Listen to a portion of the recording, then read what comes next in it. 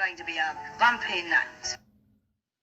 I watched a movie I really love, and it's very small, but it's called The Wonder Boys with Michael Douglas, Tobey Maguire, Robert Downey Jr. It's kind of his comeback. It's by Curtis Hanson, the guy who did L.A. In fact, it's the movie after L.A. Confidential. Okay. And I was watching a little bit of L.A. Confidential the other day. That's great. Yeah, that movie looks great. Yeah. That should have won the Oscar. Yeah. Not Titanic. All right. Let's just start real quick. So everybody watching right now, welcome to the show. This is the Laugh Bunker podcast. My name is Josh. Paul, great to see you again. So you're watching Wonder Boys, right? Recently? Yeah. I mean, I like it. I just, I put movies on just in the background. Like I always say, it's my music. And so every lunch, every time I eat, I put on a movie or click and see what's there. And it was there, and I haven't seen it in a long time. It's with Michael Douglas and Tobey Maguire and Robert Downey Jr. and Katie Holmes, Frances McDormand. I mean, the characters, it just works. It's by Curtis Hanson, who did L.A. Confidential, which you watched this week.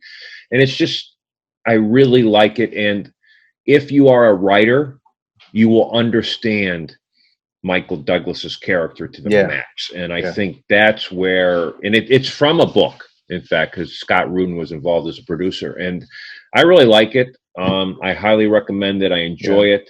I've seen it probably 300 million times, but or parts of it. But I like it. And I like Michael Douglas for some reason. No, he's great. I love Michael Douglas. Yeah. What would be what are some of your favorite Michael Douglas films? We talked about Michael Douglas at work yesterday. Yeah. Okay. So what brought that up? Became a conversation. Well, we were talking about Nurse Ratched, and we were talking about how I thought Michael Douglas produced One Flew Over the Cuckoo's Nest because he had gotten the rights from Ken Kesey, who wrote the book. I didn't know he was involved in that movie. Yeah, so he won the Oscar for producer when he was on Streets of San Francisco. Wow, with Carl Malden back, I don't know, or 70s. So what was interesting about it? So I thought he had obtained the rights, but it turned out his dad, Kirk Douglas, bought the rights and then gave them to his son to help his career, which I thought was very interesting. And Ken Kesey was back in the whole LSD era and the whole acid test and the bus that went around the country where everybody was tripping. But anyway, and that was a movie also I watched a little bit of this week, was One Flew Over the Cuckoo's Nest. Nice. And that movie that's on Netflix. People can find that pretty easily. Yeah. When I have that top line on Netflix, continue watching or watch again. And the truth is I very rarely leave those two lines because I either I'm finishing something or the line of watch again has all those shows we like to go back to all the time. Has all those movies. Breaking Bad, whatever it is, it's there. So so anyway, that's pretty much. And then Kirk Douglas, who just recently died, he was 104, I think. 104, I think. Right? Yeah. Well, he was born in 1916. Yeah, I know. So that's 100. He died in February of this year. Yeah. Right. Yeah. Class act all around. Yeah, you never really iconic, man. Was there ever any scandals revolving him? I don't think so, right? I never heard anything. He always seemed like a class act, but class act and a very practicing strict Orthodox Jew in a way. Also, he brought his son was brought up in the Jewish schools. Michael was, and just really a great guy. And him and his wife were together forever. Yeah, and that guy was, before at one time Spartacus, the film that he was in, was the leading Oscar-nominated film. Mm-hmm. Yeah. Now, for his time, huge. Kirk Douglas. I didn't know that. So anyway, at work we were talking about. We just started researching. So Kirk Douglas production company fired the original director of Spartacus and brought in Kubrick because they had worked together earlier. Nice. And so then when you think about Spartacus. And then you think about buying the rights to One Flew Over the Cuckoo's Nest. You realize that Kirk Douglas was a little bit more profound than just an actor. Yeah. He actually knew good material, and he was, you know, one of your classic. And it's funny because we were talking. And who would be good behind the camera? Who would be good for the film?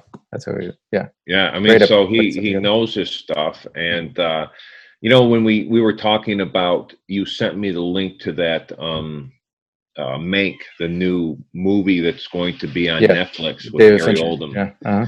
And when you think of Kirk Douglas, you think of that era, right? You know what I mean? It's like that's when he was the one of the major stars of Hollywood. Yeah. And the truth is, so with Michael, his son, I grew up with his career. Mm-hmm. Do you know what I mean? So where you came in later, I went from Streets of San Francisco up in the development of his movie career. I mean, some pretty iconic movies, obviously. Yeah, definitely. Some couple of and he always made interesting choices, not always going with, like, I love Falling Down.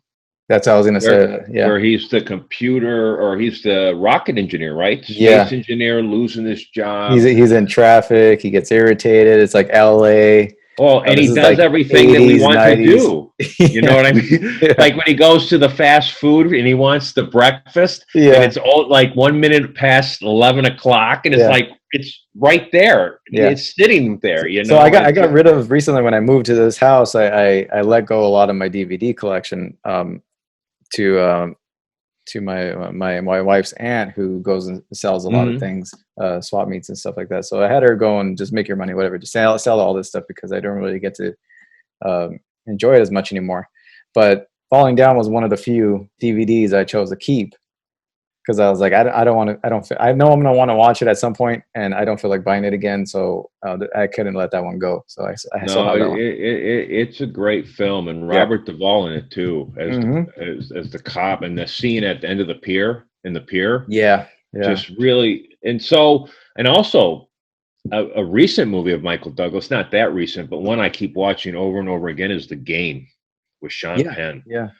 And that's a David Fincher movie. Yeah. And so, we always talk about his style. It's got that darkness, and I think it's just I think it's a great, great film, and I really enjoy it. So anyway, I was watching that, watched a little bit of, I watched the Buccaneers because of Tom Brady beat the Packers. And other than that, though, just hiked a lot this week. They opened one of the trails at the top of Lake Street in Altadena. It's not super strict, but I hiked 3 days in a row, 11 miles a day. So I hiked about 33 miles at the beginning of the week. Felt good to just get out there. The weather's changing. And I think on Monday, gonna go out again. We're going to go up to Baldy. We'll see how the snow or ice is, but it'll probably be about, if it's a high of 42 at Mount Baldy. So you're talking about, it's going to be probably in the 20s to teens when we get to the top, if we are able to do it. But other than that, you got to get out there before it gets super cold. Yeah. And the sad thing is, normally in winter I hike on Mount Wilson Trail because of the lower altitude. It doesn't have the problems, but they say that trail's not going to open till maybe January of next year due to the Bobcat fire. Yeah. Which is still, by the way, it's still going on. Yeah. Even though we're not, I mean, it's only 2%. Oh, I know. Yeah. Yes. Up in the area where we used to always hang out, that whole Boulder Canyon and everything. Yeah, I talked to my friend. He's a lieutenant in Denver, and he said that they haven't been moved out there up yet. But it's because it exploded like 8,000 acres overnight or something. Yeah, it's huge from what I hear. It is crazy. We live in the weather is just bizarre. I mean, everything about this year, the election, another debate. Last night, huh? I did not watch it, but I'm sure it was wonderful for everybody. It was, I watched it, and not to get into politics too much, but it was, I mean, it was the more presidential debate out of the two, because they obviously skipped a second because Trump got COVID and all that. He was on his best behavior in this one. Really? And then I think it was calculated. Like, just tried not to interrupt too much because he really got a lot of negative feedback from the last one because he just went off the rails. But this one, they had rules in place where they'll cut the mics after the 2 minutes. So they'll get asked a question, they will have respond, 2 minutes to respond. Their mic gets cut off. Then their opponent gets the same question, 2 minutes, and then they have like a brief little discussion about it where they can just go back and forth. And they, for the most part, both of them stuck to it. And it was, I mean, it was what it was. I was working last night, so there's Okay. They don't put on the TVs was the football games, Okay. and they don't put. It's probably for the best though. Yeah, but it was especially in a bar. But yeah, in the bar, yeah, alcohol involved, yeah. But no, I watched that last night. Going back to Michael Douglas though, real quick. Some of my favorite performances of his or movies. The one he did with Val Kilmer in Africa, the Ghost of the big game hunter. Yeah, that was cool. That was one. I forgot about that. Yeah, wasn't that based off a real story or something? Yeah, it was based off of I believe the two lions. The story of the two. They're during the construction of the railroad that they were in. That was kind of like surrounding that whole story. Cynthia, can you stir the sauce for me? Thank you very much. Sorry. No. Can't burn the sauce, you know. That's a sin. So sorry. So the story revolves around like Val Kilmer's character is assigned to go and help finish the final construction of this railroad, but more as a protection too, because they're having trouble with the wildlife. And what he finds out is that I liked it, and it's set in a different era, right? Wasn't it set older? It's kind of like what I don't know, early 1900s. Yeah. I saw it, of course, back then. Everything was at the theater, so that was. I forgot about. What's the name of that again? The Ghost in the Darkness. Yes. Yeah. Excellent. Yeah. That was a good movie. One of my favorite Val Kilmer and one of my favorite Michael Douglas movies. Val Kilmer. Yeah. I got when I think of Val Kilmer, I go, well, The Doors. Yeah. Jim Morrison, obviously, the Oliver Stone film, but then, man, Tombstone. I mean, that was just iconic. Yeah. And his in the Tombstone movie, which I heard, or Val Kilmer, who has been struggling with cancer. Yeah, he has throat cancer. I think he's recovered already, but it left basically his vocal cords are just trashed. He came out and said that really Kurt Russell is the one who kind of took over the directing that film. I can see it. Yeah, I can believe it. And my favorite scene in Tombstone is where Johnny Ringo, played by Michael Biehn from all the Terminators and Alien movie, he brings out his gun and he flips it around and and everybody claps, and he's drunk. Doc Holliday or Kilmer's drunk, and he takes the cup and does the same thing, and then caps it onto the gun. I just think it's great. Yeah, Val Kilmer's got some good ones too. I think he'll always be like, I don't know, because I grew up. He was definitely one of the Batmans for me. Probably not the most popular Batman, but one of the more commercially successful Batman movies with Jim Carrey in it and Tommy Lee Jones and all. That was. I think that's Tommy Lee Jones played Two-Face, right? Two-Face, yeah. And that movie would have been a little bit better. They should have had a better Joker, or not Joker, a better Riddler, because I thought Jim Carrey kind of hurt me in that movie a little bit. Really, for me, it was too much of both villains. Now I think Tommy Lee, the wackiness of Jim Carrey. Obviously, he's going to bring that to the table, and he played like I think his Riddler was, different, but it was memorable. But Tommy Lee Jones came in not as he came in as a wacky Two-Face, almost like almost like a throwback to like Adam West Batman character, like villain. Yeah, definitely. The two wackiness, I don't think it worked. I would have liked Tommy Lee Jones to be more of a serious villain. and opposite of Jim Carrey's villain, because the two do pair up at some point in the movie. So it's like two wacky characters is just too much, I think. Man, I don't even know. Man, that's from a long time ago. Yeah, man. that was like 95. And that was, yeah. Well, it's interesting because, okay, you open Batman. So Batman for me growing up was Adam West. That was on TV. So and all those characters, the Joker was Cesar Romero. Catwoman and all the different things. I enjoyed them too with the reruns on TV. I enjoyed the Batman Adam West series, and Adam West kind of became this like cult. Had this kind of like Shatner, kind of. Yeah. He always stayed kind of relevant in some way because he attached himself to Family Guy, and exactly. But I mean, everyone grew up with that. Yeah. So Batman and Family Guy are like his two, and it kept on working for the past, I don't know, until he died recently. Yeah. So when Batman came out, with Michael Keaton and Jack Nicholson. Yeah. So that was our jump. So you're brought up with the whole. Yeah, I came in with Michael Keaton. Everything. Michael Keaton. That was my hope. Yeah. So we saw that. And how old were you when that came out? When did the first one come out?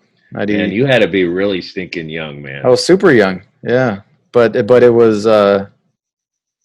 definitely, let me see. Let me look it up real quick. But yeah, another, just to finish off with Michael Douglas real quick. Another favorite of mine, his role in Traffic as the politician. Oh yeah. That's a great film. It's a great overall film. Yeah. I enjoyed it. And, because it has so many character actors that we love playing significant roles that intertwine. Yeah. And I like the guy who's the drug guy who's going to be the informant. Yeah. He's from the first RoboCop, yes. going all the way back. He was no, you're good. I got you. Yeah, he is. Batman. So go on.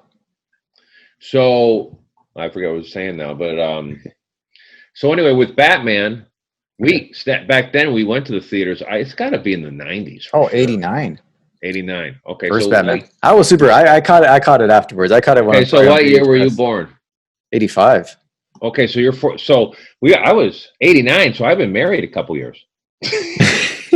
So, and my wife and I, we love movies. And back then, dude, there was something so awesome about going to the movies. Yeah. When there wasn't all the venues to do. You know what I mean? And it was just, we went to the movies all the time. It was. I love going to the movies. Before COVID, it was. I love going. I do too. I like to go and not know anything about the movie. Yeah. I mean, I saw so many matinees in Chicago on movies that became Oscar winners that I just wanted to go and I'm really, when I watch movies, I really pay attention. Yeah. I mean, I really if I don't become immersed in your movie, then your movie ain't good. Yeah. Or it's not touching me emotionally. Let me put it that way. But anyway, so then, okay, so it was probably 92's Batman Returns, the one with Danny DeVito and Michelle Pfeiffer, which was probably my first really exposure to Batman around that age. So, okay. I'd have been like 7, 8. But Michael Keaton was still Batman then. Yeah. And that one too, right? Mm-hmm. And then what was the one with Arnold as Mr. Freeze? Was that George Clooney? That was George Clooney's. Yeah, that was Batman and Robin. Yeah. Even he admits. Yeah. Even George Clooney admits. Yeah. That was bad. That was a bad one. That was a bad one. Okay, so Arnold was in it, and who else was and then who? Arnold and then Val Kilmer? Uma Thurman. Okay. She was a villain. She was Poison, right? She was Poison Ivy. Uh-huh. Okay, so it goes Michael Keaton, Adam West, Michael Keaton, Val Kilmer. Yeah. And then George Clooney. And then Christian Bale. And then Ben Affleck, and now Robert Pattinson. Well, I will tell you that I thought Ben Affleck, that whole Batman Superman thing, whatever that was, I don't know. There's too much ghosting on Ben Affleck. I can't take him serious anymore. All I think about him is drinking. You know what I mean? You know, I think people didn't have their expectations too high as him as Batman, but I think once it came out, people started to really like him, especially once he was in the suit. Hmm. I don't know. He had he had to play a good Batman vibe. I had a good Batman vibe to him. So I liked Christian Bale, I did too. the first one. Those are my And, those are my favorite out of the bunch. But I'm not a big Marvel guy, the whole deal. Yeah. But I'm kind of interested in this Robert Pattinson. Have you seen the trailer? No, but I'll send you the trailer. It's I really interesting. I'm a big fan of his work. In fact, especially recently. Well, and I just saw a film, and I can't remember the name, but he has a weird relationship with his father, who's Pierce Bronson. And I believe the mom died, and he meets another girl whose mom died or family died. I forget the name. It's incredible. Yeah. So yeah, my wife is a big Robert Pattinson fan, not because of Twilight, but he takes his shit seriously. And he's and I like that I don't know anything about him. Even better, because I want to just escape into his films. Yeah, and he's worked I will be interested in this. Yeah, he's worked very hard at shedding that Twilight reputation that he had before, and you got to do that, because otherwise, if you want to be considered seriously, and we just talked about Michael Douglas taking some strange paths in different roles. One of my going back to Michael Douglas, the movie with Glenn Close, Fatal Attraction. That's a horror movie.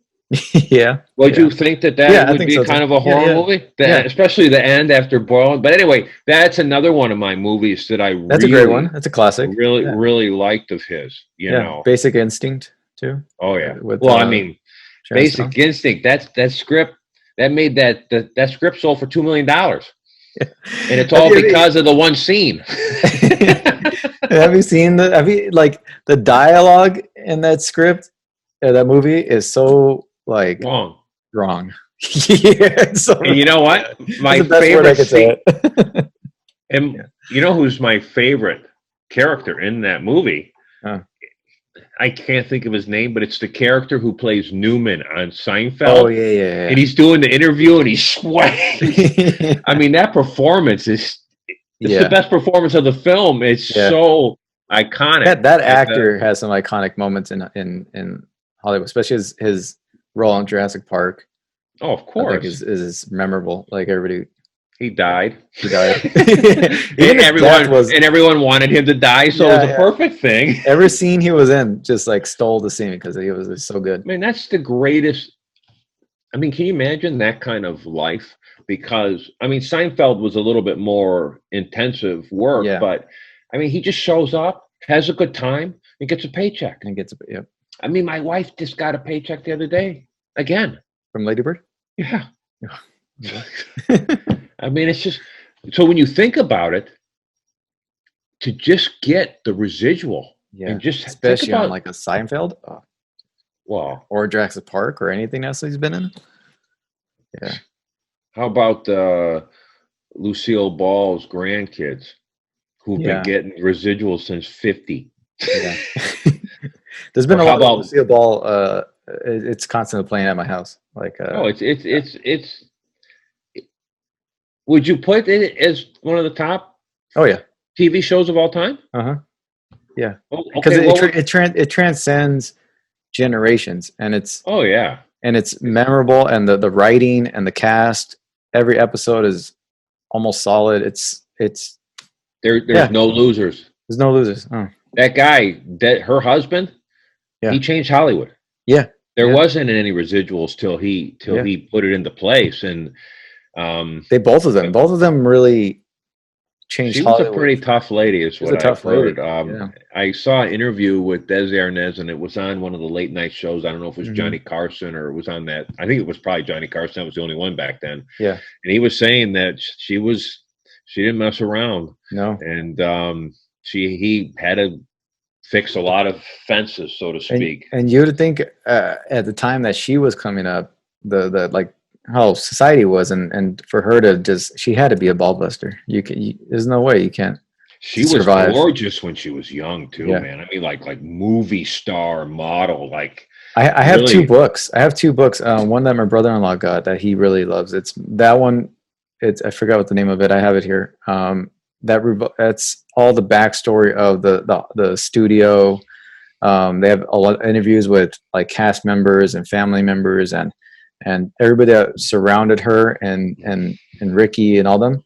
It gives you an entire backstory of how, from their point of view of her, and how everything went on. And then I have another one that was written by her. It was memoirs that she had written that were later found by her daughter, like going through all her stuff. And she pretty much had an entire manuscript of like a memoir, her Really? memoir written by her throughout of her life. And then she ended up turning that into a book. So I have both I of those. heard that her and Ethel, the actress who played Ethel Mormon, they didn't Yeah. really get along very well either. Yeah, they didn't get along because I think She was overshadowed.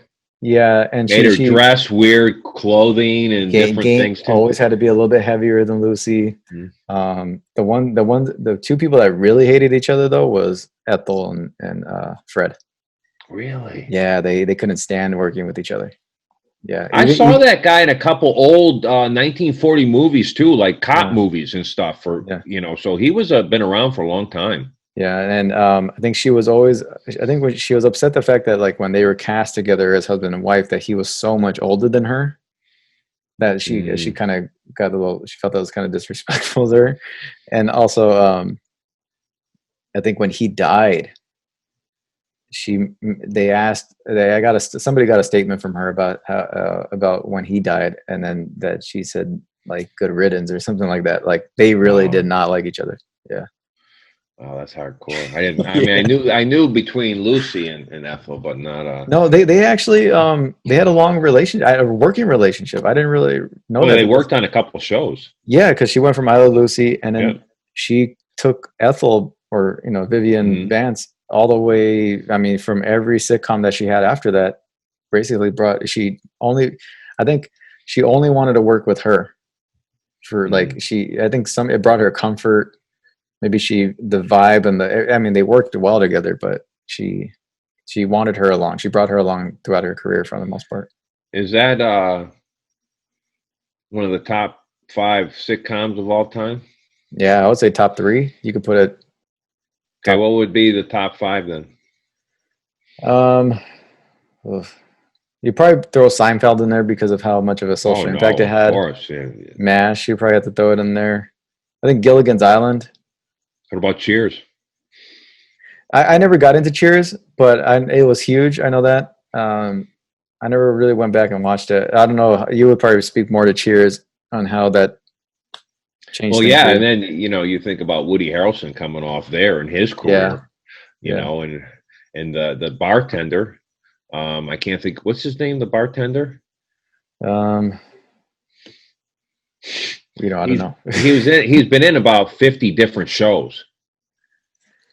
God, what's his name? Brain. I can't. There's All in the Family. You could do that one too. You could do. I mean, you could even more like somewhat current. You could do Fresh Prince. You could do. No, I wouldn't put Fresh Prince on. You wouldn't put Fresh Prince in top 5 or top 10? No, I'm not saying it's not. Oh no. I mean, you're thinking about if I was going to say, are we saying just film? It's more of a recency bias for me, I guess. I don't know. But are you saying shows that are comedy based, or sitcom, or just TV shows in general? Probably go sitcoms that are maybe more. I guess I don't know. Comedy based. I mean, most are comedy based. No. I definitely put Lucy as either number 1 or top 3, depending on what you're interested. Because of the, I think the social impact it had. Having and it's still on. It's still on. It transcends like what it did for TV in terms of the multicam, having a biracial couple on TV.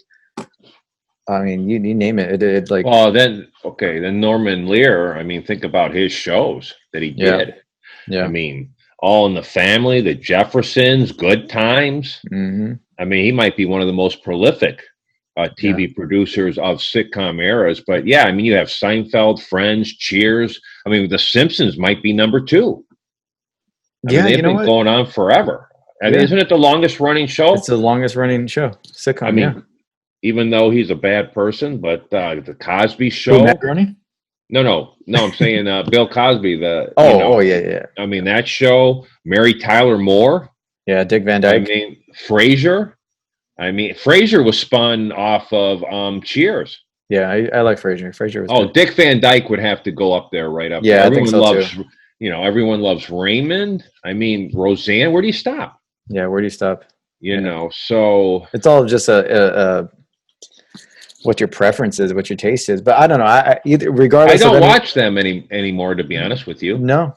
And I don't watch any sitcoms for some reason. I don't know. The only one I really, Lucy would probably have to be the only one that really is on at my house on a regular basis. Everything else I don't really watch. I don't really go back and watch episodes of. What about Curb Beer Enthusiasm? Did you like that? That's funny enough. I was watching episodes last night. I love that. I love that show. Sometimes though, it seems it's too much. Like I can't I had a couple DVDs, and then after a while, it's too much. It's kind of like Seinfeld on crack. It is. You know what I mean? It's like the street Seinfeld. It's a street Seinfeld. It's more edgy Seinfeld. It is. It's edgy, and the character. There's nobody that's nice except for his wife. No. It's not that kind of show. No, at all. No, if I was going to say my favorite TV comedy for me, I mean, I grew up in MASH era, and MASH was just making commentary on Vietnam. It wasn't really about the Korean War. So for my generation, when MASH came on, that means you go turn it off and you do something else. I don't know. That's that's where we had our Geritol and changed our Depends. Yeah. For me, I watched Lucy, Gilligan, whatever. Grew up obviously. Yes. Yeah. Okay. So growing up with silly sitcoms. Yeah. I mean, the Brady Bunch. I mean, Brady Bunch. And then my parents. It's very interesting. I grew up in an area mostly white, but the favorite shows in all these neighborhoods was the Jeffersons, Sanford and Son, and because it gave us a look of Red Fox was known as being a great comedian. Yeah, but funny's funny. A good, it's gonna be a hit if it's good. But yeah, I guess if you're going in from like that perspective, it gives you a view into a different. It just was. It was. I mean, it just started and with All in the Family, and it went through, and it was just. I mean, we love those shows. And, and that guy's still going on. Yeah. Norman Lear is still going. One of the ladies who's involved with him is on the board of my wife's school, and nice. They are opened up over it. I think he's 100 years old himself. Probably, yeah. But think about since we're talking about sitcoms, think about the influence of Norman Lear and his shows. Yeah. How many hit shows has this guy got? Let me see. I'm gonna look and see how old he is right now. Let me see. I think he's near 100. He's 98. Okay, well that's pretty close. Who's he married to? He's married to. I mean, his wife is older, attractive lady, but she's got that. She's got that Michael Keaton. No, not that Michael Keaton. That Jack Nicholson Joker smile going on. So plastic surgery. 98, huh? 98. That's 40 years from now. I don't know if I see that in my future, but but when you look at his shows, I mean, Good Times, and think about the people that came to light during that. I mean, it's really interesting. Yeah. You know what? I was you showed me that Mank trailer, Gary Oldman. Did you see True Romance? Yes. Old movie. I haven't seen it. I I haven't seen it for a while, so I can't really speak too much. I haven't seen it probably since around the time it came out. My wife loves that movie though. Brad Pitt plays the stoner on the couch. Mm-hmm. Probably not acting too hard, and do you know who wrote that script? No. Quentin Tarantino.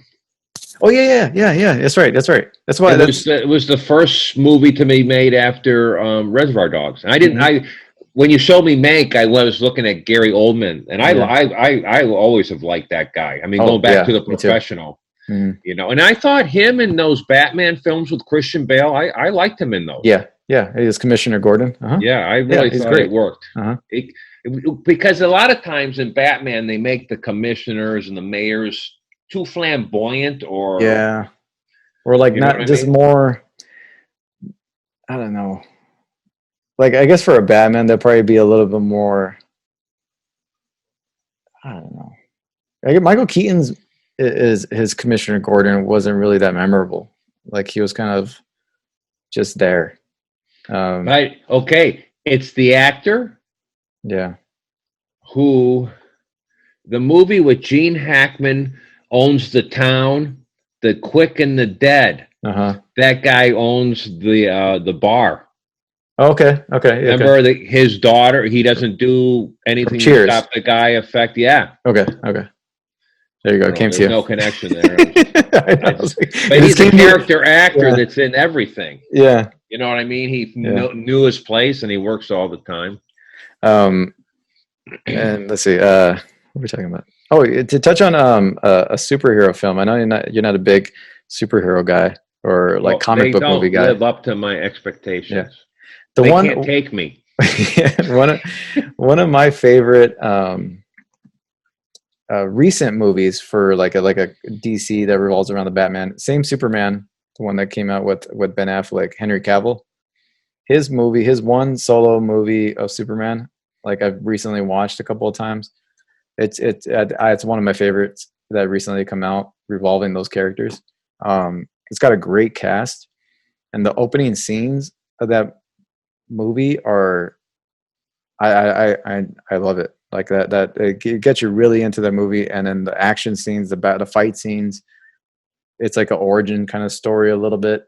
It's got a great cast. It's got Amy Adams. Oh yeah, no, I saw it. Did you see it? Yeah, I liked.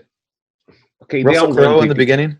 They all run together, but what I liked about it was I liked the way it looked. First of all, the contrast and the way the colors were not real, kind of off. And I like that guy anyway because he's stoic. Yeah, he doesn't have to say much, and I know exactly what he's thinking. Who's your favorite actor in that movie?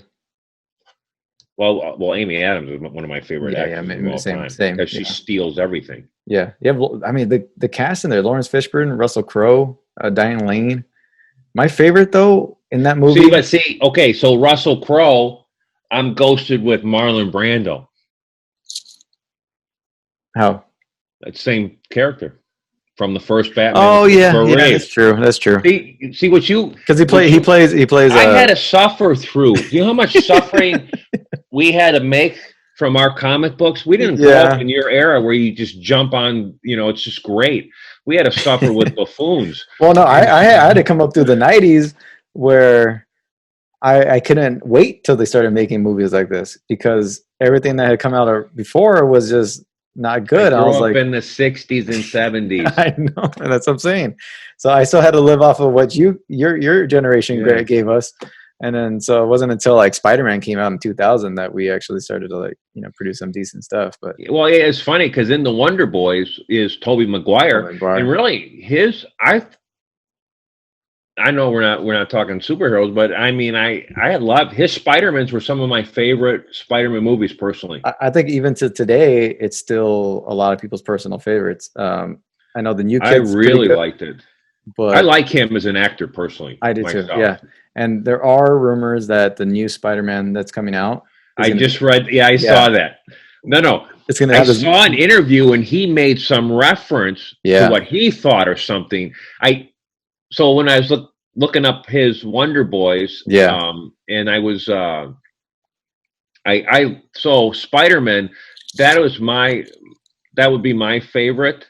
Now, the second one with him, I didn't like the bad guy, and I can't think of what it was. He had the big, like the arms that came out. Dr. Octopus. It was Alfred. Yeah, I think it was it Alfred Molina? Yes. Yeah. So, and I'm not a sequel guy, but I really enjoyed. It was a good sequel. And I liked the Andrew Garfield first one too, to be honest with you. I do too. I don't think he gets enough credit because those from the superhero fan base, but I thought his first go at Spider-Man was actually pretty good. I thought his sequel to that was actually pretty decent, but I didn't like the villains. I thought the villains were like it was too. Who was the father of? So the villain in number one was. The main villain was a lizard. No, but it was the son of William Dafoe, right? The actor, I can't think of his name right now. Toby's version. Yeah. Oh yeah, it was William Dafoe was the main villain in the first one. Yeah. And then in the second one was Alfred Molina as Dr. Octopus, and then they introduced his son, what's his name? God, what am I playing? He's the one that did the worst Oscars of all time. Yeah. Did he win an Oscar for the movie where he's the hiker and his hand is stuck? Yeah, the 31 days, 36 days or whatever. Yeah. Why am I blanking? Because we didn't do the research. No, but I like these like tangents, but I just not even that. It's just I should be able to just come up with his name. It's Friday. Maybe James Franco. Jesus Christ. James Franco. Yes. Yeah. He's got some. There's some weird stuff about this guy, but yeah, he's a little. I think the real personality of him came out after the movie he did with Seth Rogen, the Weed movie. That really changed his whole reputation or aura about him. I like his brother though.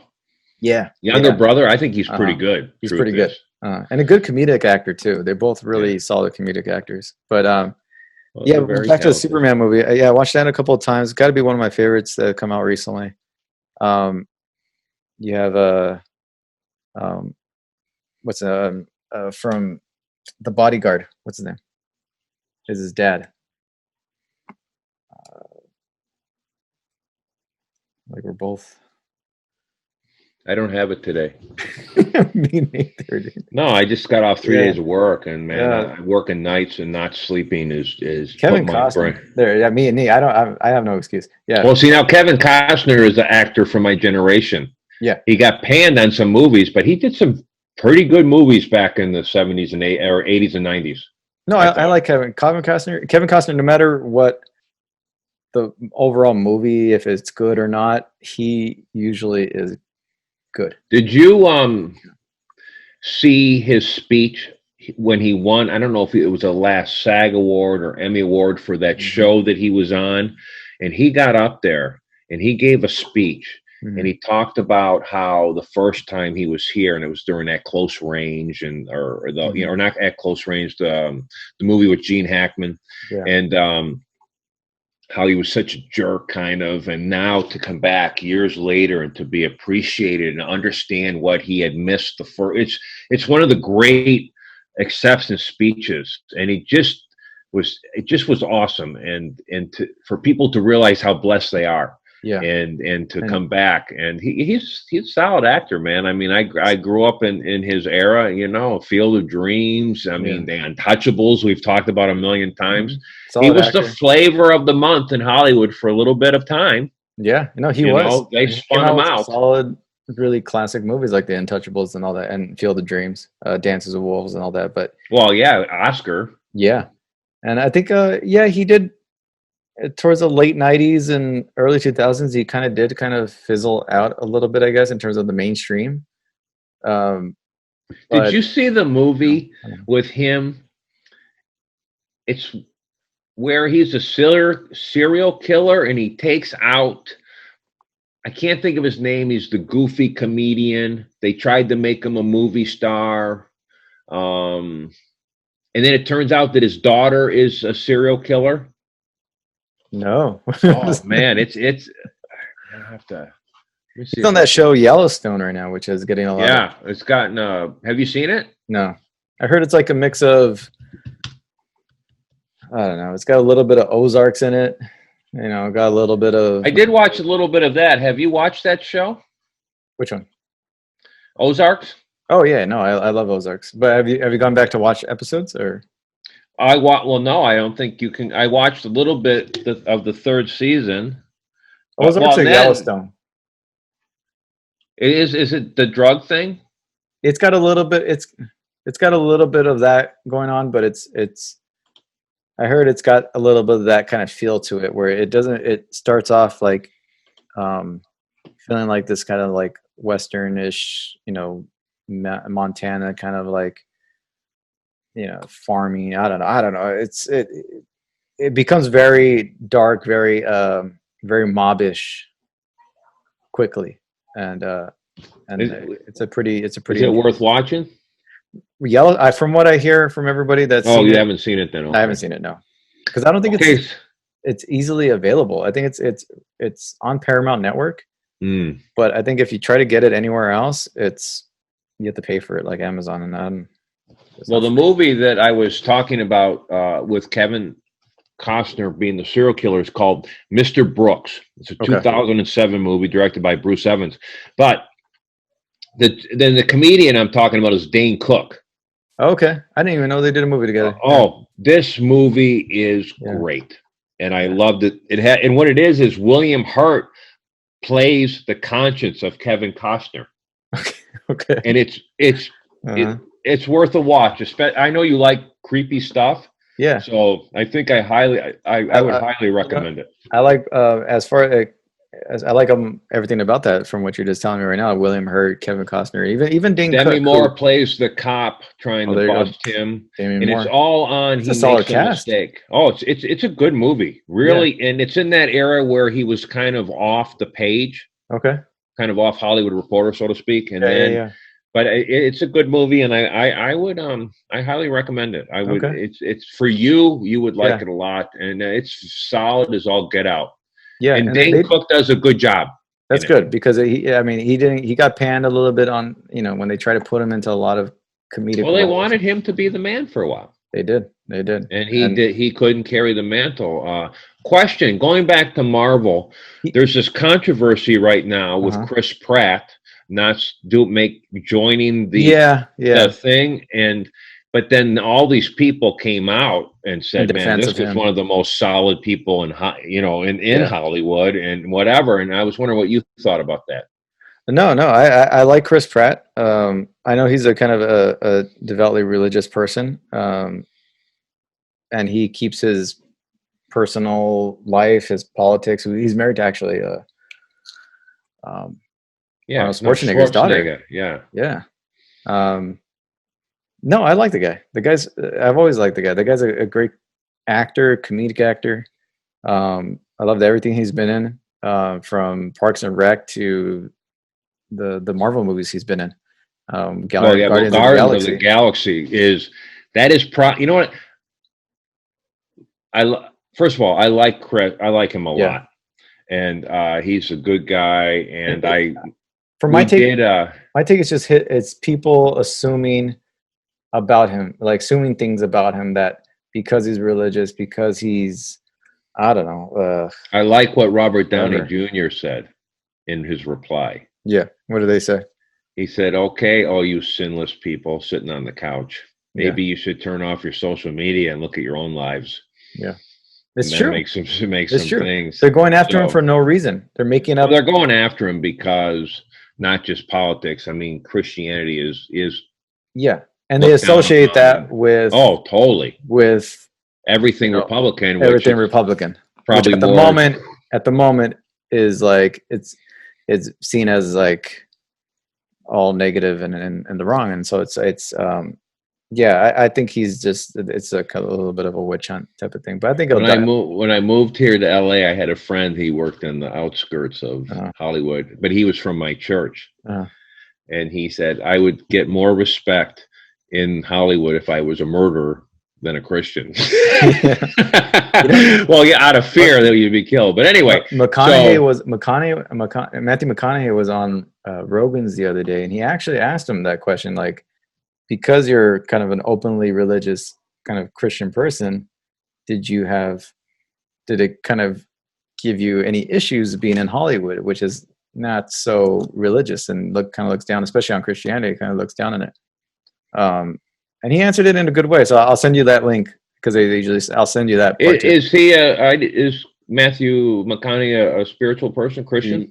From what yeah. Well, he's from Texas, so I mean, that leans that way. So they also talked about the movie Contact with him and Jodie Foster, and he brought a little. I just saw a little bit of that the other day. In fact, to be honest with you, he asked him, like, that character being more of a faith-based character in a science fiction movie and having those views, and being like, did you use any of your personal things? Like, yeah, I that character is a little bit more than a little bit of me, and that's what I wanted to go bring that character into the movie. He seems like just a cool guy. Anyway, yeah, I'll send you a link of that snippet of the interview. But I know that I saw that his next show is Kanye West. Yeah, it's supposed to come out tomorrow. Yeah, I'm not sure how that's gonna go. Yeah, because Kanye's a little. My wife saw Kanye in concert. I don't know. Yeah, no. She said that, man, it was the bomb. She saw it at the Stapleton, I think, 2 or 3 years ago. My wife got in this group of people. I mean, she went from school, but she went and saw Beyonce at Pat. I mean, she goes and she's not in the crowd. She was up in the box because my wife taught the daughter someone who's does some with the Rose Bowl, but my wife has been very blessed to see some big concerts. But she saw Kanye and said it was just phenomenal. Oh, I can believe it. Yeah, and the fact that he's on the ballot right now, and it's like, real. Well, I'm gonna. Yeah. Well, I've decided to put myself on the ballot because I realized that my IQ is probably a combination of both the people running. And hey. Listen, I'm telling you, I've got some good stuff for the country. Literally, I'm sure you do. And I guarantee it's growing in your backyard. It's definitely going. I'm telling you what, there's going to be no crime. There's not going to be a lot. There won't be a lot of exercise, but hey, fast food is going to go through the roof. Anyway, I just was bringing it up. Truth is, it's funny. Everything is very political, and unfortunately, not to me. I mean, personally, I'm living my life and having a good time. Yeah. But it is an interesting thing, and it can't be avoided. And it's really interesting though. The people I hang out with, nobody. I mean, the people I normally hang out with, nobody talks about politics. No. And it's honestly, it's weird. I mean, no, I don't mean that in a weird thing, but in generality, how many conversations other than this podcast? We've known each other for a couple of years, talked a lot. We don't talk. I've never. It used to be one of those things that you just don't talk about. It's just never really. Well, you never talk about, what is it, politics and religion? Yeah, isn't that goes back to Dear Abby saying that in the 50s or 60s? But no, it's an interesting. It's there, and it's in what, 12 days? Yeah. So. All right. Yeah. It's in 12 days. I already voted 8 times. Well, I'm from Chicago. You vote early and often. Yeah. And this mail-in thing has turned. I mean, dude, I don't even have to leave the couch. Exactly. I love it. First time I ever did it, because I used to get the mail-in ballots to my house. I was registered automatically as a mail-in ballot person, and I just I would always I always thought it was going to be too complicated. And I was like, I just want to go to the poll and just do it. Now, okay, don't tell anybody that, because if you've opened it and you said that I didn't know where to sign my name. I never even opened it. I've never done it. Yeah, I've never done it either. I just go up the street. Yeah, it's right around the corner. And so when I did it this year, I was like, I've been not doing this in this entire time. It's so easy. Yeah. So that was my experience. Did you write my name down correctly? yeah.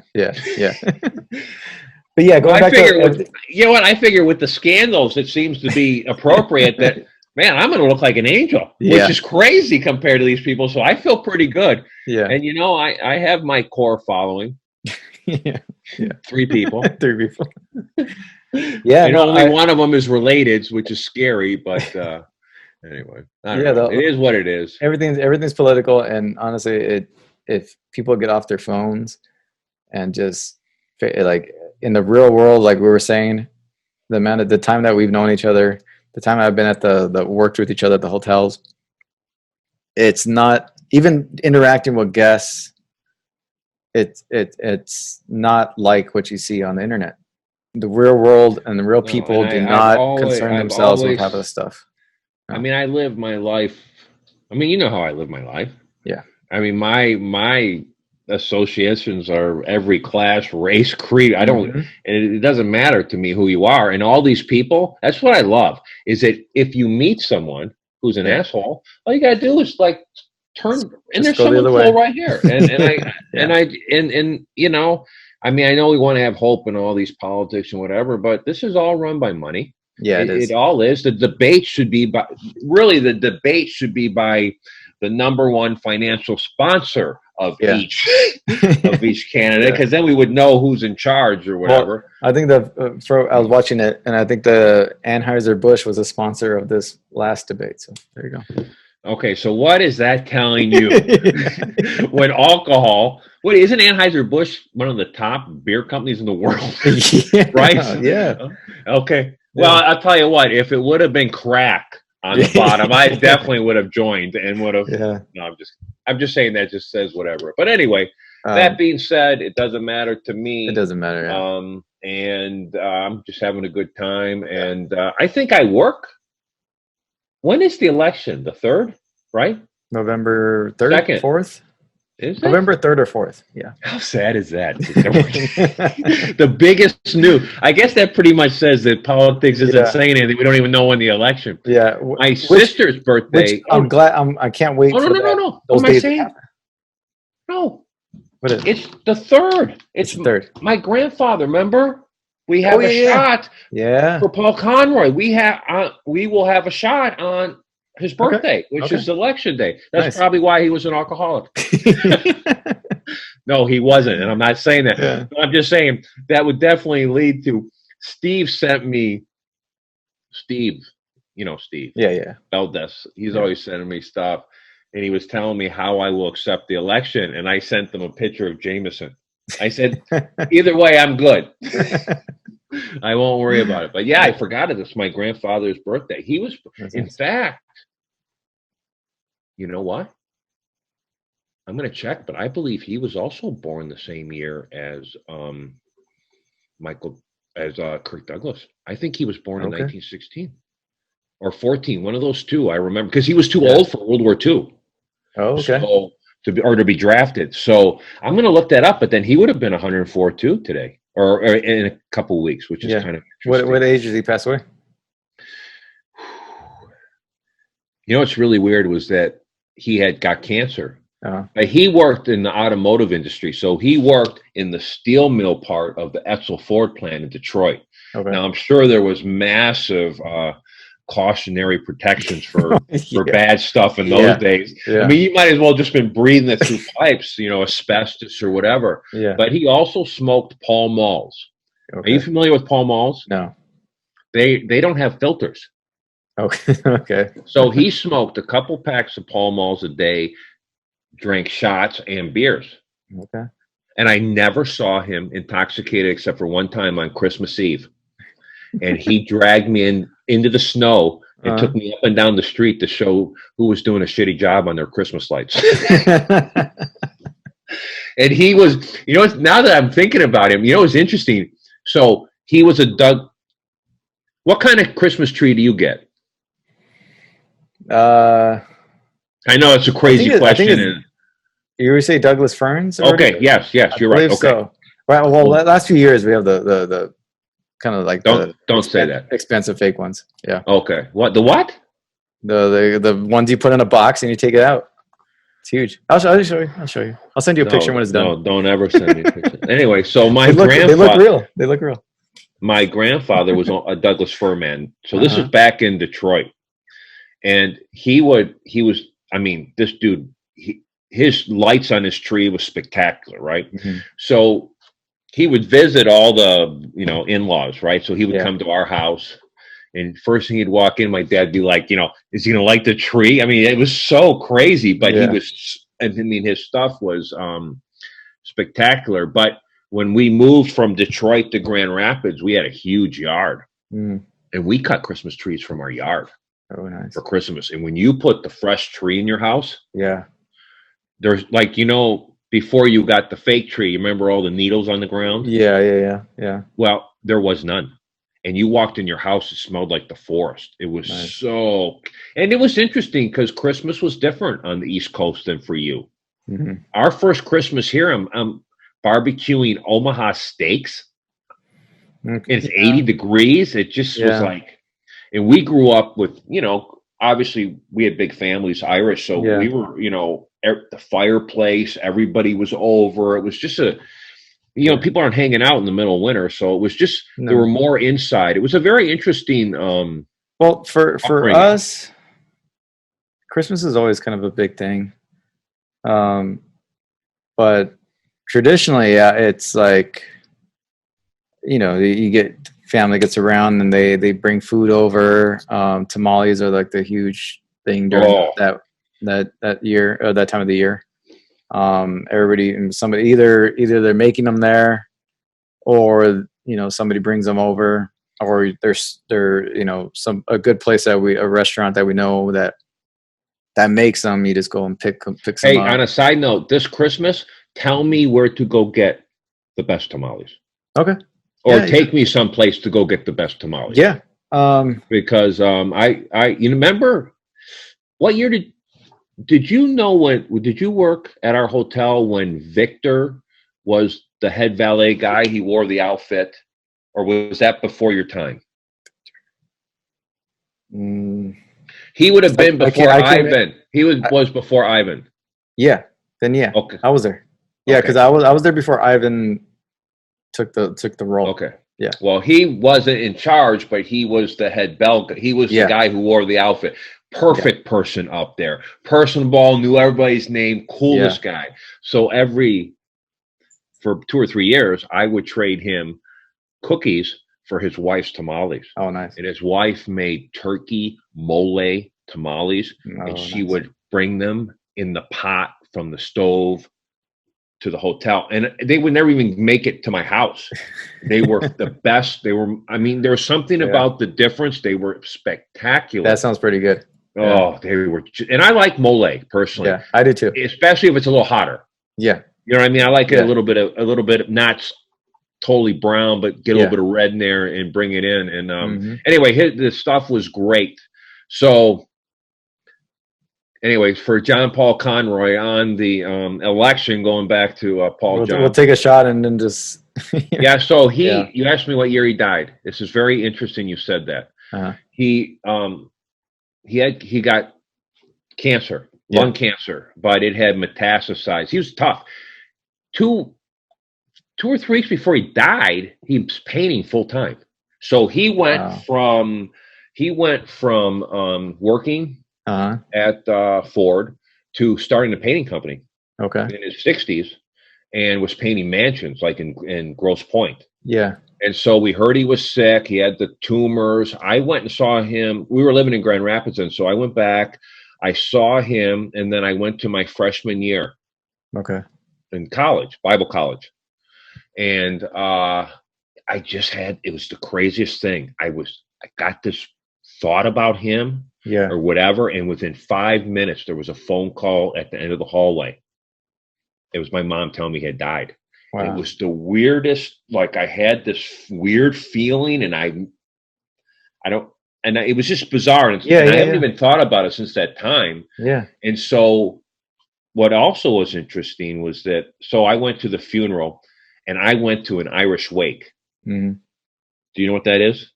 Well, I've never been to one. Okay, well, it's worth going once. Okay. The men sit around and drink all night and reminisce, and then you go to the funeral the next day. Okay. So I went from Bible college to an Irish wake, and I was able to hang pretty well. Okay. But anyway, so what my mom said was that the week after he died, that in our house, so we lived in Warren, Michigan, they were in Detroit, but when he came to our house, he would always be going down the stairs. Yeah. He would always go down to the basement and check. He was always like checking pipes, and he was just, I don't know. She kept seeing something out of the corner of her eye for about a week. She would be doing the dishes or looking out, and she would see something go by him downstairs. Yeah. She said it only lasted a week, but it was the week after he had passed away. Yeah. And, that's it. Could, yeah, very much so. No, I'm not saying anything, but it was interesting. I have not thought about that. You never know, though. Okay, so that was 1981. Okay. That's when I was a freshman in college. Yeah. Because I took off a year. Yeah. To better myself. Yes. So institutionalized. Was your family ever the same after that? I don't know. What? Because sometimes when the I don't know what's the word for it, but when the patriarch, there you go, of the family, passes, usually, the younger the kids fight over money. People start getting. Well, it was interesting. I'm saying that because when my grandmother passed away, my grandfather took off, started another family, so she basically raised 7 kids on her own. A true hero. Yeah, and then she passed away from breast cancer, probably like 95. How old was she? 53, 52, somewhere around there. But yeah, I remember when her death happened. I remember I was young, but I was young enough to have her around for and remember her. But yeah, when her passing left a big hole in the family. It was. Well, she was the glue. Yeah, it was huge. So yeah, that would obviously. All my aunts and uncles barely even talk to each other now. So it's interesting you say that because so I grew up in my grandma lived on 8 Mile, in fact. And Cadue in Detroit, it's famous, pretty famous, great freaking food around on every. I mean, I grew up in Michigan in the Detroit area back in the '60s when it was just a killer city. Before the energy crisis and Toyota and small cars and gas savings took over everything. So because my family in fact, my parents were more professional people. So during summers, my sister and I, we lived at my grandparents' house Monday through Friday. Not all the time, but so we grew up and my aunt is only 6 months older than me. Okay, nice. It's pretty, okay, yeah. So I have a couple of relatives that are of course, and they're Catholic because that's what happens. You can only do math so long. You can't figure out the days. But so we grew up, and she was like our sister. And it's interesting because after he died, and he really liked my mom, but the truth is, you're correct. My sister has communication with Janine and some of my aunts, but I have not had communication for years, and my mom either. Yeah. So it is, and there was a lot of friction between, I guess, my mom and her sisters or whatever. Yeah. But when we grew up, it was phenomenal because Christmas Eve, everyone came to our house. Yeah. We had ham or whatever, scored a lot of presents, killer. Nice. The next day, there was only 3. It was Kathleen, Janine, me, and my sister. So we were scoring presents huge. Yeah. So Christmas Eve, Christmas Day was a massive score and just hanging out. And then we would go to all the other families. Now it was interesting. My dad's side of the family, we didn't spend as much time with. Same. Yeah. I don't really. It was like in the morning we would go there for Christmas. Certain people, yes. Certain aunts or uncles, yes. But majority of them, no. No, it's just so it's interesting you said that. So that was 81 that he passed away. But he died of, like I said, lung cancer. And I mean, Cancer. you know, he smoked, he drank, and then working in the thing. But he was a pretty solid guy. And let me tell you what, you did your chores, Yeah. and you said yes, sir, no, Yeah. ma'am, and you didn't. In it, you know, what's so funny. In Yeah. my neighborhood that I grew up, if you did bad stuff, they told on you. Yeah. Neighbors called your parents' house Yeah. and said, hey, you know, this is what's happening. Yeah. And it was like, so you get busted doing anything. So, and then you had the Catholic school. So if you screw around there, you're getting a beat down. Yeah. And then, you know, we used to have to kneel in the kitchen for the poor souls in purgatory. Really? And you know what? Screw them. Because if you couldn't get it right, how come I can't even bend down now because of my knees. I think my mom would have put thumbtacks out there if she could have, but no, it was just a different time. Yeah, my grandmother smoked a lot too, but not, you know, when I was around, I don't remember her smoking a whole lot. No, my parents didn't smoke. Yeah, she would send my mom and all her brothers and sisters to like the liquor store to buy her cigarettes and all these other stuff. Oh, I mean, we got sent. They sold cigarettes to 8-year-olds. Yeah, They knew my grandfather, and when I was staying at his house, I had to go around the corner. Exactly the same thing. You know what? He would take me to the bar. So the Irish bar is kind of like, they're like family. They're like restaurants. They're like, so they have the booths where the families sit around the side, and then the men stand at the bar. Yeah. So he would take me first to White Castles and get hamburgers, or 1 or 2 back then. And then he would take me to the penny candy store and load me up with Cokes and penny candy. And then he would sit me in a booth and he'd go hang out with the men. And I would just be inhaling. I'd go home and my parents were like, he's on cocaine. I'd be so fired up. But no, it's interesting. He had a hard life. Yeah. You know, came from Ireland, immigrant, you know, lived on the East Coast. His dad, you know, died in a mine. Oh, wow. Yeah. So, you know, his family was broke up. So, but you know, what's interesting is that I have a shot glass from his grandfather's bar in Ireland. Nice. And it's got that weird color. Yeah. Old glass. So, I mean, that shot glass has got to be 140 years old, maybe. Yeah. Now, do you use that? Do you use that to take the shot or anything like that on the? Well, no, yeah. It's if you come to my house, you have to have a shot. That was what his thing was. That was the tradition at his house. Is that if we had the shot, then we're together forever. Yeah. And so, yeah, I have that there. I have it up on my shelf. But it's funny. I haven't thought about my grandfather in a long time. He you know, he was strict, but the truth is, I'm glad to have grown up. I mean, when we went to his house, we did chores like a maniac. Yeah. I mean, I cut more lawn, and he was a perfectionist. You thought the Christmas tree was bad? You mess up on, you know, trimming the bush or the roses, you might not sit for a week. And my grandma, if we were sick, would give us hot toddies, brandy, blackberry brandy, in fact. Wow. Yeah. And we ate good food. That's good. But not Irish food's not good. How do you think the holidays are going to be this year? Well, believe it or not, I might go up to a house and stay in the house with my sister and nephews. Okay. They might come out here. It's just a kind of a weird situation, but what do I think about it? I think that you know, this election's taken all the news, but man, there's people getting really sick. I mean, huge again, and it's not being talked about.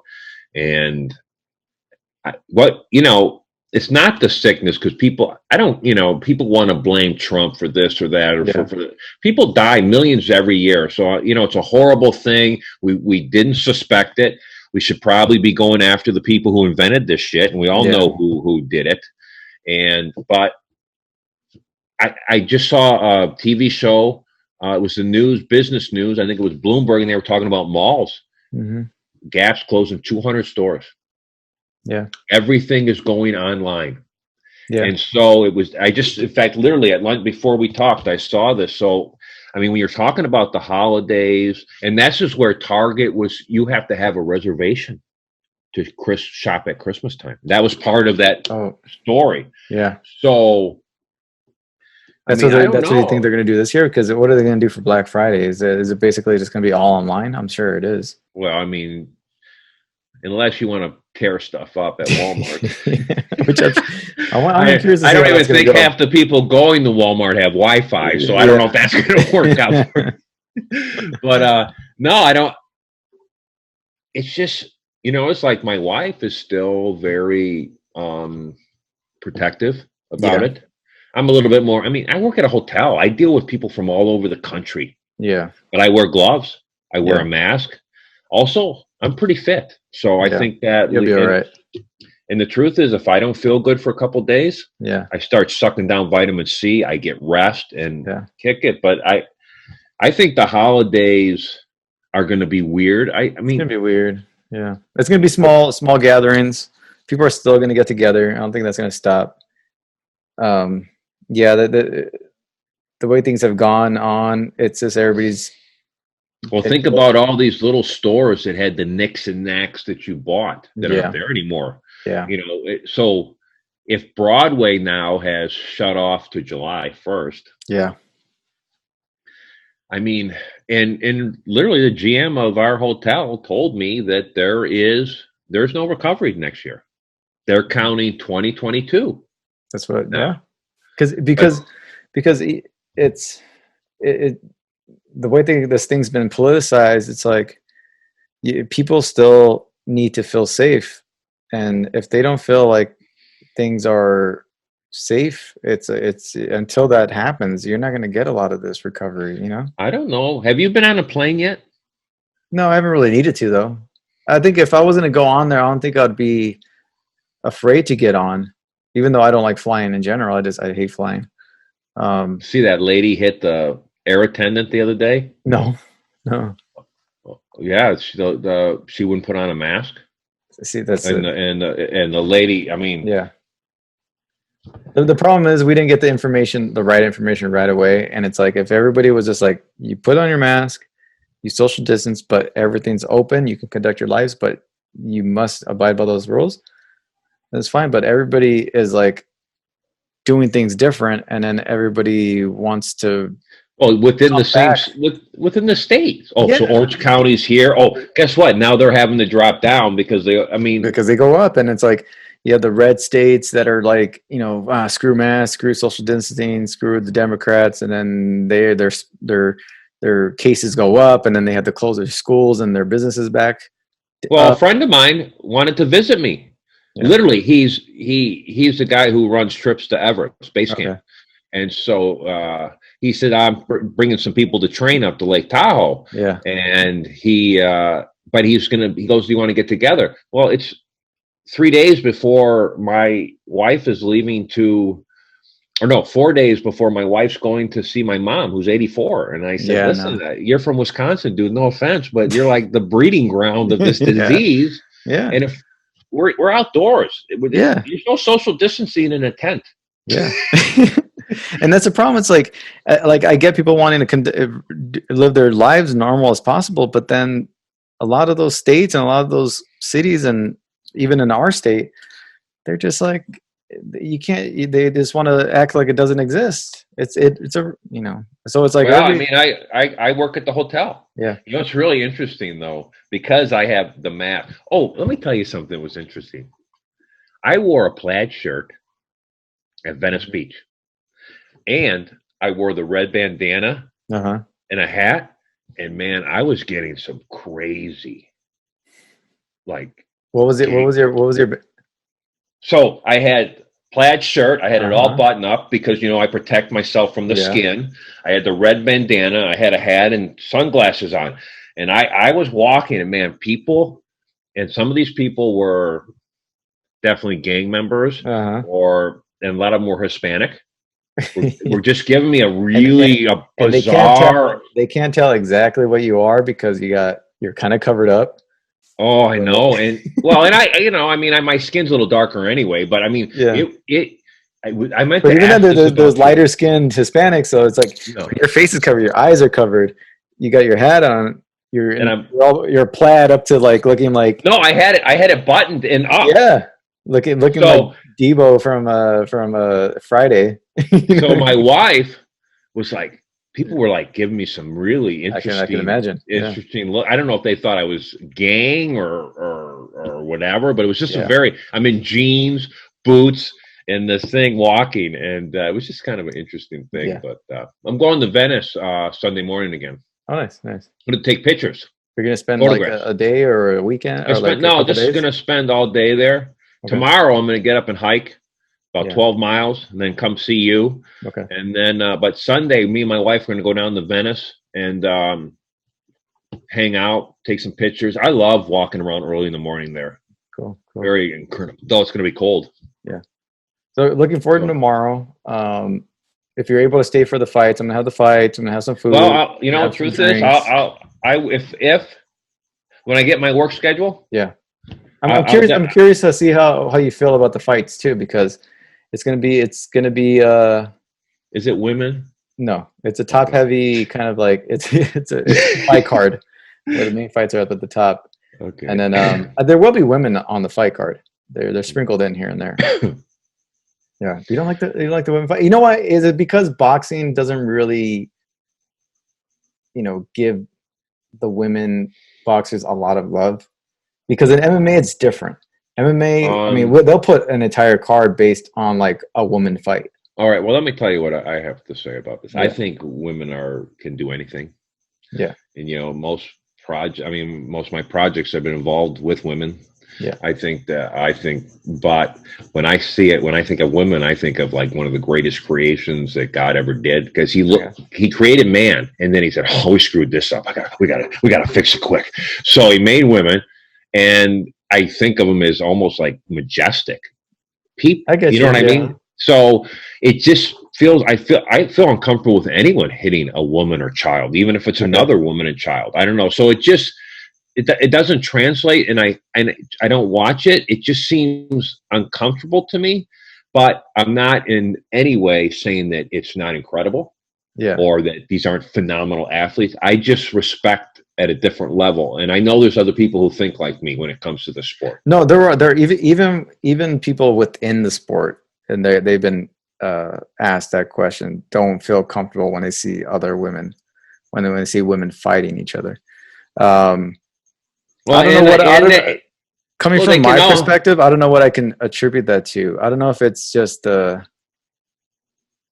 is it like well, it's how you're brought up one way. Yeah, it would have something to do with it. Is it because you're not the only person to hear I've heard say that before in the sport or whatever that have been around. Maybe I'm just jealous that they can beat me up. Maybe I don't know, and it's nothing against you, and it's nothing against anybody else that I've heard this from. I don't know if it's a male kind of machismo thing to see women not in a feminine light. That I've always tried to figure why I've heard that from some people, and it's the same reason why when I talk about the sport or fighting in general, combat sports, and then people like, oh, it's too violent for me. And it comes from other guys too, where, oh, no, it's too violent for me. Well, it's not violent enough for me. That's what I'm saying. For me, it's. I'm seeing guys wrestling. I want to see some punching and kicking, But but like, am I like, I don't know. Maybe I felt like it was like, I'm like, I don't get how people can be turned off either by women fighting or just fighting in general, and watch another guy, two guys or two women, either in a cage or in a boxing ring. And I think more so they attribute the violence more to the UFC MMA stuff because it has like this all their elements to it. Somebody on the ground and they're punching them while they're on the ground or something like that, and it's too violent. I can't watch it. For me, it's like I can't get enough of it. So I'm desensitized at this point now. I've never really had that type of reaction, and I've seen that type of reaction from other people. Well, okay, so machismo. When you said the Like in terms of I like a toxic masculinity type of in a scenario. way, I think some of that comes into play, and then that's nothing against you, and it's nothing against anybody else that I've heard it from. But Well, like I said, it comes could that down be a to part me of it? that I personally don't want to see any woman get hit, whether it's by. Yeah, I yeah, mean, yeah, I'm not comfortable with yeah, the lady punching the flight attendant. You know what I yeah, mean? So it just seems like, can they do it? Yeah. Are they phenomenal? Yeah. yeah, Do I respect them? 100%. yeah, 100%. I mean, they're athletes. They're phenomenal, and they're the best in the game. They get all my credit, but I'm just saying, for me, I'm not comfortable with it, and I'm not saying that it's wrong or anything. I'm just saying I look at women in a different light. yeah, I think they can do anything. I mean, I wish we could. I don't care if there was a woman president. yeah, Doesn't matter. I mean, it's something about the fighting. And the truth is, some of the fighting in the MMA, I will say, comparatively to boxing, when you get down and people are pounding people 8 or 9 times straight in the face before they step in, yeah. it is a little bit of a. I understand that different scene. I mean, I've seen some brutal stuff in the MMA, Oh yeah, yeah, yeah. and I think the refs sometimes They wait can, too long they for the can, tap out. yes, yes, yes, and they get criticized for it, and I don't think they get.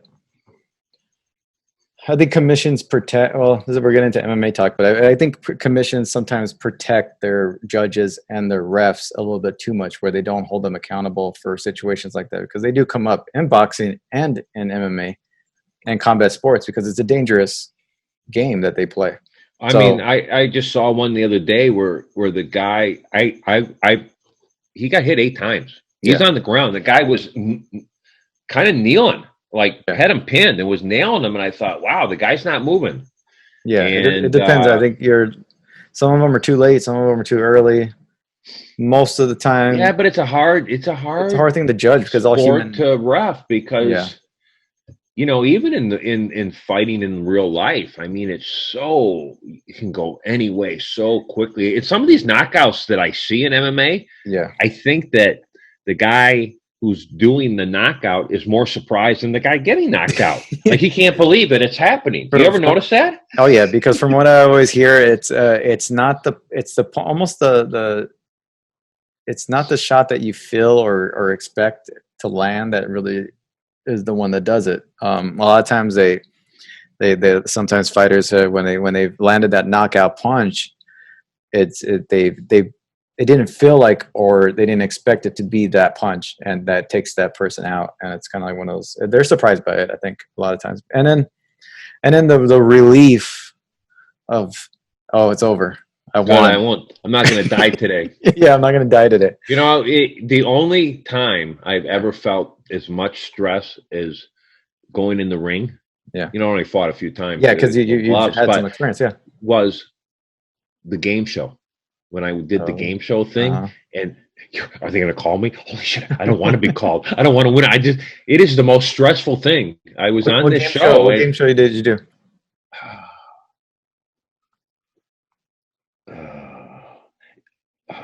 Greenfield was the sports guy. Okay. Greenville, or he does he did the show, and now he does the podcast. Okay. Oh, I forget. It was on ABC. And I mean, I was a fool. I missed a question there where I had been. I mean, it's the most stressful thing, and you're not sleeping. If it comes back to you, let me know, and then I will. I'll find it out. I'll say. So I did a segment on Jimmy Kimmel one time. Yeah. Yeah. What do you mean you did a segment? So they did a those on the street type of things. Yeah. So they had one. It was late night. It was like kind of the sun was coming down. It was off of Hollywood Boulevard, and they filmed right next to the El Capitan. Oh yeah, I've seen that. So they had a thing outside to where they were doing this street karaoke, and it was a segment that they were doing for quite a while. This was like 2008, maybe around that time. It was like street karaoke that Jimmy Kimmel was doing. And then I was in the crowd, or no, I was passing by. And then somebody from the production came up and asked me if I wanted to be a part of it and wanted to be on. And I was like, whatever. I was there with a girlfriend at the time, and yeah, I had to sing Hotel California. Really? On live television, yeah. Yeah. So this is probably it probably didn't go well. I didn't, and you can hear Jimmy's talking to you, and you can hear he's in the studio. You're outside. They give you an earpiece. He's talking to you. You're looking into a camera with a bright light. You're on the street. People around you. It's very nerve wracking. It's not a fun position to be in.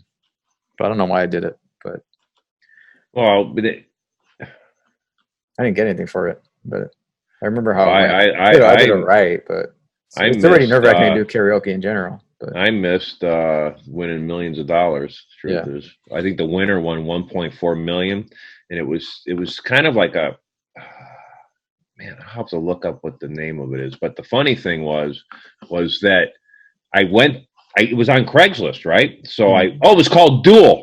There's the name of the show, Duel Game Show. I was Paul Kales, the carpenter. So what happened was, this is so outrageous. So when I moved out here, you could get work on Craigslist. uh-huh.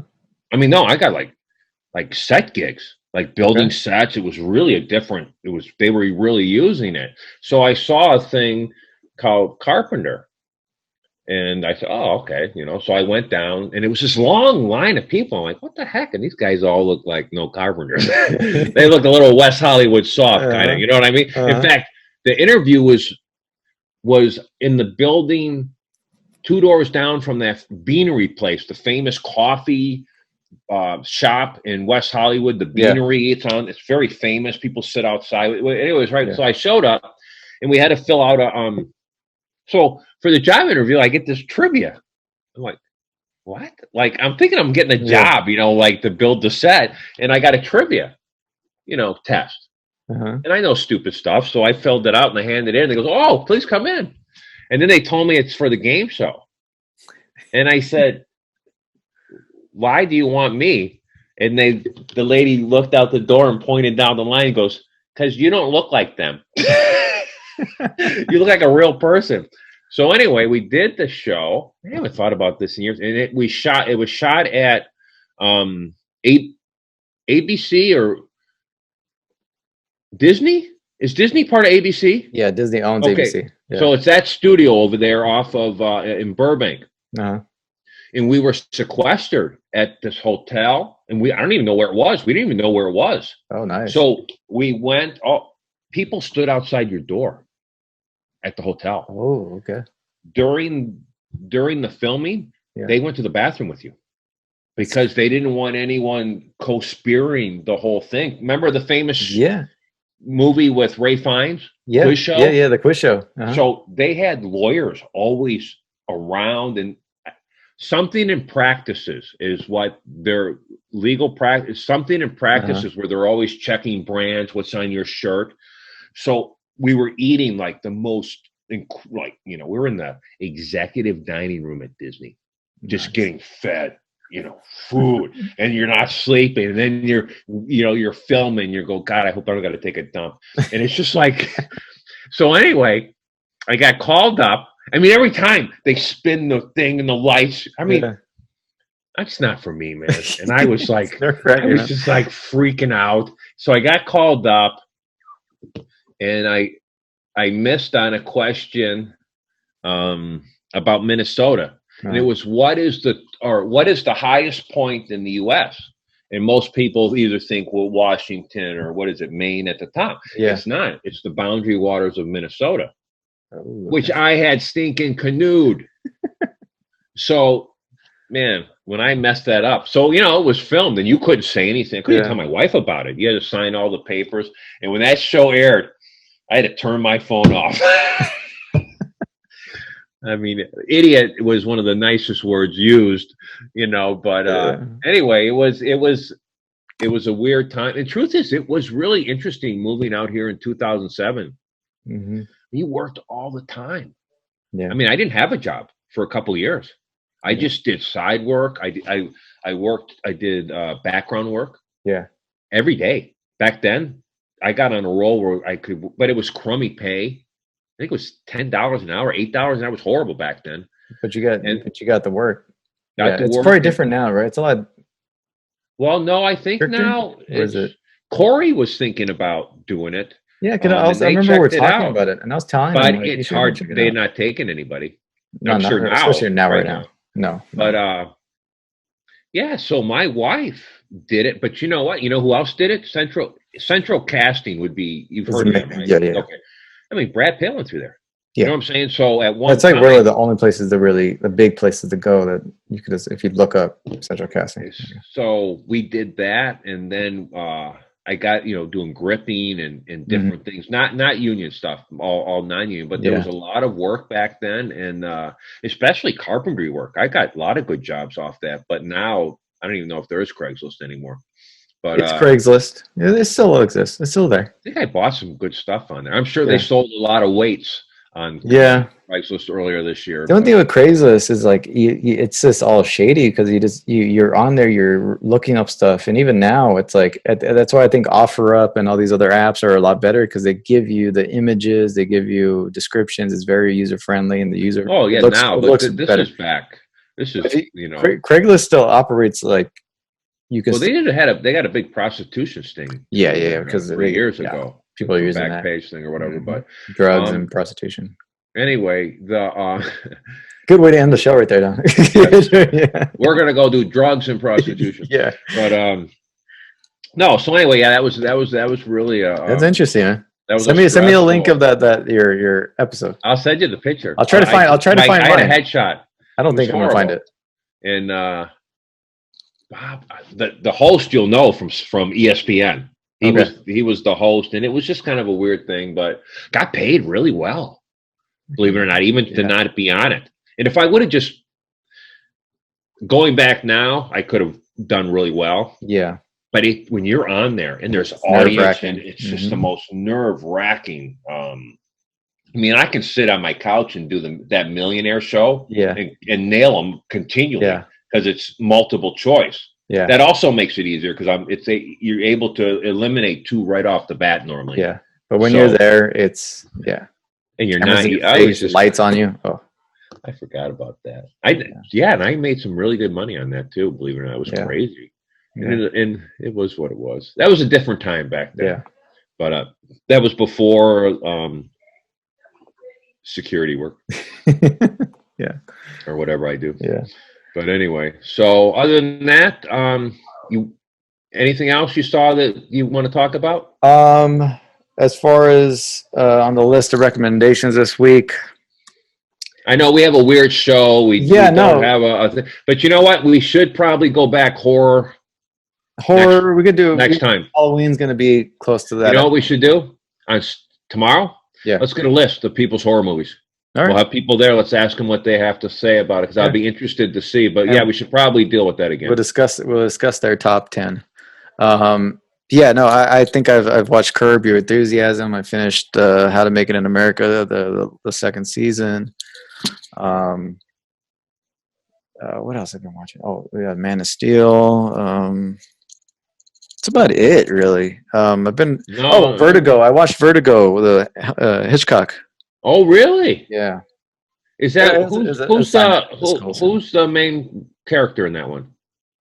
You have. Is that Cooper? No, it's That's not Cooper. What's his name? I can see him running. In the car right now. It's James Stewart. So is that the one where he's in the wheelchair? No, this is He's in the wheelchair in the beginning. Isn't he in a house looking out the windows? This is where in the beginning he's chasing this bank robber with a cop. He's a detective. He retires because he's hanging off the ledge. He looks down at the floor and he gets vertigo, and then he can't really do his job correctly after that. Then there's he takes a case of one of his wealthy friends to go and kind of follow his wife to make sure she's good because he fears. Rear Window is the one I was thinking about. Oh, Rear Window. Okay, that's the Hitchcock where he's in the apartment with the camera. Okay, that guy's a pretty iconic actor, by the way. When you say who, James Stewart? Yeah. Oh yeah. I know, but I was watching that movie. It looks great, and it was like the color and the restoration of the film. It looked really good, and then stars Kim Novak. Yeah. Who honestly, like I thought she was just gorgeous in the movie. And Oh yeah. if you for like sometimes when you go back that far in Hollywood, and She's still alive, by the way. yeah, She's from Chicago. it's just if you look at her in that time period, sometimes they look glamorous, they look attractive, but she had a look in that film that she's attractive, that her look, I think if you put her in a movie today, she would be considered like an alluring actress, because she just has that look that it transcends. Well, he Hitchcock liked the icy blondes. Yeah, that was his signature. And she was more of a fully figured kind of woman too, if you look at it, because she wasn't like super thin or anything like that. She was a looker, man. I liked her. Well, I mean, Hitchcock's films are. Did you ever see that movie, the Hitchcock movie, where they kind of like it's not. Wait. The one with was it Anthony Hopkins play him? It's called Yeah, I think he did. Yeah, there's one with and the wife. The wife is one of my favorite British actresses. I can't think. Been around forever. That one's good, but the other one I liked is with Sienna Miller, and no, I haven't seen that one. And Toby Jones. This one came out in 2012. This is I think she plays Tippi Hedren, and this is like the whole back. Oh, okay. This is the backstory of Birds. Oh, really? Yeah, and it was a good movie. It was Sienna Miller and the character actor Toby Jones, and it's got a really good cast. But that's a good movie. I really enjoyed that one. The one I'm thinking of is from 2012, and it has Anthony Hopkins and Helen Mirren is the one and Scarlett Johansson. Yeah, that one's good too. I love that Helen Mirren. Truth is, man, I think she's just a bomb. She's great. All right, so man. So next week, I gotta go though. Hey, all right. So listen. I'll see you tomorrow. All right, man. And I don't know how long I'll be there, but I'll definitely bring some stuff. And just send me your address. Yeah. And so, next week, horror. Okay, sounds good, man. I'll give you all the information. I'll shoot you over, and I'll see you tomorrow. Cookies. All right. Alcohol. There you go. Okay. All right. Have a good night, man. Thank you, everybody, to watching and listening. Yes, thank you.